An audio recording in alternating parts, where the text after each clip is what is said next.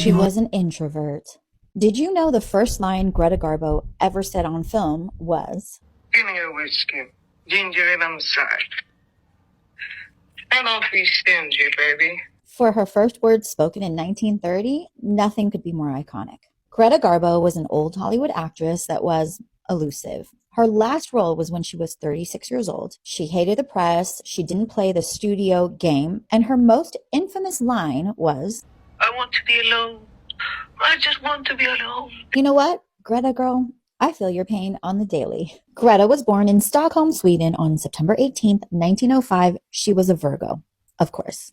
As a teen, she worked in a barber shop. Eventually, she started working in a department store. Then she modeled for them, and then she was in a commercial. Not long after, she was discovered, and she starred in a Swedish film. Soon, Louis B. Mayer from MGM was like, come on over to the States, girl. Even though she didn't speak a lick of English, she set sail, and she got to the States, and then suddenly, it was crickets from MGM. She was connected to producer Irvin Thalberg. He gave her a screen test, loved what he saw. Her first American project was a silent film called Torrent, and it was a smashing success. Then she had her first top billing in a film called The Temptress. She was in Flesh and the Devil, co-starring for the first time with an actor named John Gilbert, who she ended up dating. Even though Greta didn't speak English initially, MGM put her in her first talkie. She spoke her first line, I played for you in the beginning, and the press says, Garbo talks. She followed up with a film called Romance. She was nominated for an Oscar. Her next big role was Mata Hari with Ramon Navarro, who I just covered. She played a ballerina in Grand Hotel, where she uttered the words, I want to be alone. This was peak Greta. The press labeled this time as Garbomania.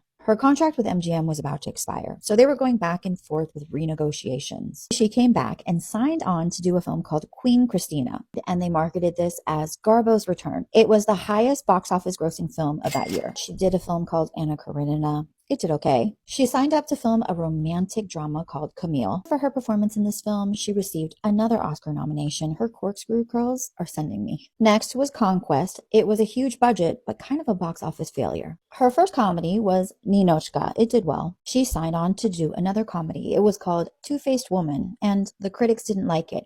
Garbo later said, this was my grave. That was her last ever film. She did sign on to do other projects, but financing didn't go through. And after she passed away, they found this lost footage, a screen test for a film called The Duchess of Langeais. This was a huge discovery because in her later years, Greta was a recluse. Truly, the only sightings of her were when she was walking in New York. I have been yapping about our introvert bestie. Part 2 is coming right up about her personal life and her later years.